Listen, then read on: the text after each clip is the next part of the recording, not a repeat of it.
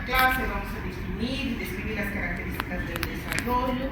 Vamos a ver cómo adquieren los conocimientos que cada uno de ustedes para poder evaluar el desarrollo psicomotor. Y vamos a identificar los signos de alarma, además de desarrollo psicomotor, y algunas estrategias de detección diagnóstico en el manejo de niños con retraso de desarrollo psicomotor. Esta imagen es solo para recordarles que este Johann Henry de Pestalozzi es el padre del desarrollo psicomotor. Él no era pediatra, no había pediatras en esa época, estamos hablando de 1700, pero era un hombre que se dedicaba a cuidar niños, agarraba y se cuidaba a todos los huérfanos de esa época que había hambruna, peste, y de esa manera los alimentaba y los cuidaba, y fue el primero en describir la secuencia del desarrollo. El término de desarrollo psicomotor, sin embargo, fue atribuido a Carl Nick en 1848 y 1905, que lo utilizó para referirse al fenómeno evolutivo por el cual el individuo adquiere capacidades cada vez progresivas y más complejas que van desde la infancia hacia hasta la niñez, ¿cierto? Entonces ya fue Wernicke el que puso los primeros pasos para el desarrollo psicomotor, y nosotros lo definimos como un proceso continuo que va desde la concepción a la madurez. La madurez es muy difícil decir cuándo, con una secuencia similar en todos los niños, y que va a permitir este proceso que el niño adquiera habilidades en distintas áreas progresivas y cada vez más complejas, y que básicamente el principal objetivo de esto es la adaptación al niño. Ya, entonces hay pues desarrollo psicomotor en todos los animales van desarrollando estas habilidades progresivas, pero ¿qué nos diferencia de los otros? Es que nuestras habilidades tienden a ser más complejas, como el lenguaje. En una primera fase el monito y el niño casi tienen la adquisición de las mismas habilidades. Es más, el monito tiene habilidades motoras precoces, caminan más antes, usan las manos antes, pero nosotros tenemos otras habilidades que nos van a permitir precisamente la adaptación al medio. Y estas habilidades y esta progresión en el desarrollo está marcada por nuestra genética también, ¿no es cierto? No solamente nuestro sistema nervioso, sino también nuestra genética. Y pues no solamente vamos a tener este proceso que sea resultado del cerebro, sino de un proceso complejo de interacciones entre el gen y el ambiente, que hace, por ejemplo, que un niño empiece a caminar, o que ha hecho que el humano como especie empiece a caminar, empiece a hablar, a usar el lenguaje. Entonces todos esos son cambios epigenéticos a lo largo de toda nuestra vida como especie, que han hecho que ahora un niño tenga que caminar a una determinada edad, y que podamos desarrollar el lenguaje, y que tengamos una serie de recursos para comunicarnos, y no solamente ahora imágenes y el desarrollo de la inteligencia artificial y todo.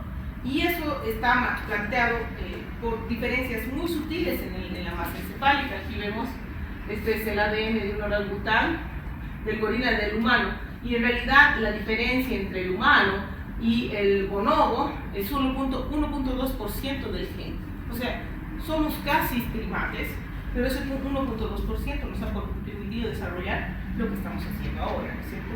Ahora, ese 1.2% está ni siquiera tanto en el tamaño cerebral, sino en la capacidad de plegarse, de circunvoluciones y de uniones que tiene el cerebro, ¿ya? Y esto, pues, también, cómo va a funcionar el cerebro está relacionado con factores intraútero, que nosotros ya venimos con la carga, pero hay modificaciones también en el proceso de generación, de gestación. Entonces, en resumen, el proceso del desarrollo psicomotor es una interacción entre genes, ambiente, ya, y la misma maduración cerebral.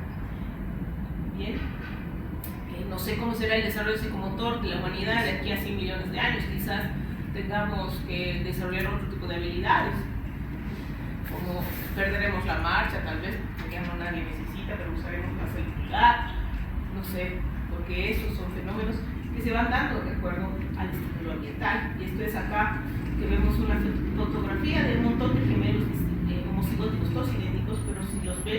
nosotros son muy diferentes porque han sido criados en diferentes hogares, entonces el ambiente ha ido modificando, aunque genéticamente son iguales, los aspectos relacionados con sus expresiones, físicamente, en la forma de vestir. Algunos son muy parecidos, pero las diferencias en la expresión de los genes son sustanciales. Entonces, esto también marca el desarrollo psicomotor, que tiene ciertas características. Es un proceso, eso no se puede olvidar, es un proceso que es continuo, o sea, no se detiene, es progresivo, una fase sigue a la otra, no se puede saltar fases, es irreversible. Una vez que el niño adquiere estas habilidades, no las pierde, dura para toda la vida. Y, como les decía, está relacionado con la madurez del sistema nervioso central, pero no solamente eso, sino la interacción con los genes y el ambiente es longitudinal, y yo puedo observarlo a lo largo del tiempo. Hay una secuencia establecida, como les decía, cada especie. El monito camina a una determinada edad, el humano otro, y el gatito igual, ¿ya? Sin embargo, en el humano es susceptible de ser medible. Yo puedo medir porque hay un rango de edad para hacer algo, puede tener algunas variaciones. La velocidad no es homogénea. El primer año de vida generalmente se adquieren las habilidades muchísimo más rápidas que los años siguientes, y varía de individuo a individuo. Además, va a seguir una dirección cefalocaudal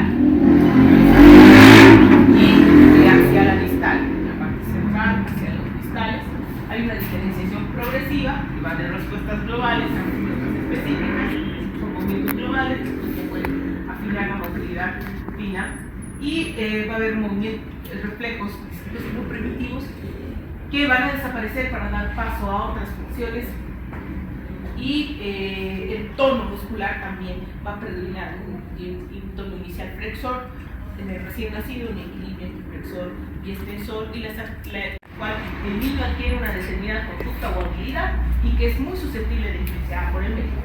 Una vez que termina el tiempo crítico de esta habilidad, ya si yo lo expongo al mismo estímulo, ya no va a desarrollar esta habilidad, o sea, por lo menos de la misma manera. Entonces, si no se ha sometido a experiencia, esta habilidad no la desarrolla y es irremediable. Y eso es grave, porque si nosotros ignoramos alguna de estas cosas, podemos perder definitivamente esa habilidad. Y una de ellas es, por ejemplo, la madurez de la vía visual. La vía visual madura entre el recién nacido los primeros 3 meses. Es decir, esa vía visual, para que se desarrolle, necesita estímulo luminoso antes de los 3 meses. Si no recibe estímulo luminoso, esa vía visual no se desarrolla. Quizás después le vamos a estimular, por ejemplo, el niño que tiene una catarata congénita y lo opero al año de edad, no va a ver igual que el niño que no tenía esos problemas. Entonces, el periodo crítico puede ser muy corto, en ocasiones puede ser más largo, pero sí es importante que lo tomemos en consideración. Y los periodos sensibles del desarrollo son más bonitos. Se conoce como periodo sensible a un periodo más prolongado en el que se adquiere una habilidad, pero más lenta. Y en realidad uno habla como ventana de oportunidad. Por ejemplo, la habilidad de la marcha, una habilidad que va a desarrollarse hasta 1 año y medio, más o menos, 1 año y 6 meses, ¿no? Por decir. Entonces, yo tengo una opción de poder estimular durante ese largo periodo de tiempo, o, por ejemplo, hasta los 5 años va a desarrollarse el control motor. Entonces, tengo opción de ayudar y estimular al niño para que pueda desarrollar esta habilidad mediante estimulación que promueve el crecimiento sináptico, y esto es el periodo sensible, que en el fondo es la primera infancia, los 1000 primeros días, como le dicen, es lo que nosotros tenemos que aprovechar como médicos pediatras. Entonces, aquí tenemos algunos periodos sensibles y algunos periodos críticos. Periodos sensibles del desarrollo emocional entre 0 a 2 años. Es decir, el niño tiene que exponerse a emociones gratas, ya entender que es un cariño, una caricia, un beso, un abrazo, para que él pueda controlar y saber cuál es bueno, cuál es malo. Y eso es durante los 2 primeros años. La matemática y la lógica a los 0 a 4 años, no es que significa que a los 4 años va a ser cálculo, pero sí exponerse a los números, a conocer, escribir el número, el sumar cantidades, el relacionar los conjuntos, etc. vocabulario básico 0 a 3 años, cuando empieza el desarrollo de la habilidad del lenguaje, y eso depende del número de palabras que escuchan de su cuidador, no tanto de lo que dice la tele. Aprendizaje en segunda lengua, que es más largo, hasta los 10 años. Ejecutar el retos musicales 3 a 10 años, el vínculo afectivo, si es 0 a 2 años, está relacionado con el control emocional. La visión binocular hasta 0 a 6 meses, incluso 3 meses para la guía visual, y el desarrollo motor entre los 0 y 4 años. Entonces, hay estas ventanas de oportunidad en que yo puedo estimular al niño para desarrollar la habilidad. No existe, no ha caminado, en realidad es muy malcriado, no sabe, y no ejercemos un control emocional, una guía en esto, el niño no va a saber desarrollarlo, no va a saber entender el nivel de emociones que pueda tener. ¿Ya? Recordar siempre que el cerebro del niño es diferente al adulto. El cerebro del adulto es un cerebro más focal, más organizado, como el cerebro del niño es un cerebro más difuso, por lo tanto es capaz de generar nuevas funciones, es decir, la sinaptogénesis no está completa, entonces yo puedo sustituir una área por otra, y esto se llama plasticidad neuronal. ¿Ya? Hablando ya de desarrollo y desarrollo motor, es un marcador temprano del desarrollo psicomotor. Sin embargo, no es el único, tiene una dirección cefalocaudal y va de movimientos reflejos a generalizados y se va diferenciando paulatinamente. Generalmente el desarrollo motor empieza con el principal y por los 3 meses, sedestación con apoyo entre los 6 y 7 meses, sedestación solo 6, 8, 9 meses, lateo 10 meses, de pie con apoyo 12 meses, hasta 13 meses, y la marcha que debe haberse completado hasta los 14 meses. ¿Ya? Estos hitos son como hitos motores, digamos, casi fijos. Sin embargo, hay ciertas variaciones, pero no es que algo caminado al año 4 meses lo va a hacer a los 2. Ya es un límite muy alejado y tendría que haber caminado máximo al año 6 meses. Entonces, esto nos permite evaluar el desarrollo psicomotor. Todo niño que viene a control debería tener una evaluación del desarrollo. Y esto se va a hacer en base a la historia clínica, el examen físico y, por supuesto, dentro del examen físico buscar o preguntar íconos del desarrollo psicomotor, que son íconos, una bandera, una alerta. ¿Ya?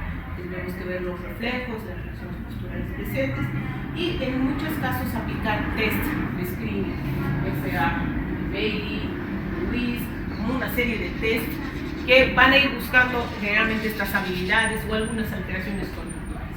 Ya sé que no siempre se tiene tiempo en el consultorio de aplicar los test, pero sí por lo menos tenemos que ver algunos hitos del desarrollo. Importante al evaluar que hay que considerar la edad del niño, la edad cronológica que edad tiene con el desarrollo psicomotor, que es lo que yo espero de esa edad aproximadamente, y hay que considerar la edad corregida, es decir, hay que corregir la edad si ha sido prematuro. Nació de 36 semanas ya y tiene un mes. Entonces, en ese momento está como recién nacido. Se resta la edad que tiene a la edad con la que ha nacido. Hay que ver estado de salud, no puede evaluar un niño enfermo. El desarrollo psicomotor no se puede evaluar en el hospital en un niño enfermo. ¿Ya? No solamente dedicarnos a unas áreas que caminen, que se sienten, no, hay que evaluar en forma conjunta y ver su interacción. Puede que una área esté retrasado y las otras no, ¿ya? Y ver en qué condiciones está, qué ambiente tiene, pero es un ambiente extremadamente deprivativo, entonces obviamente el desarrollo va a estar complicado. Dentro de la historia clínica hay factores importantes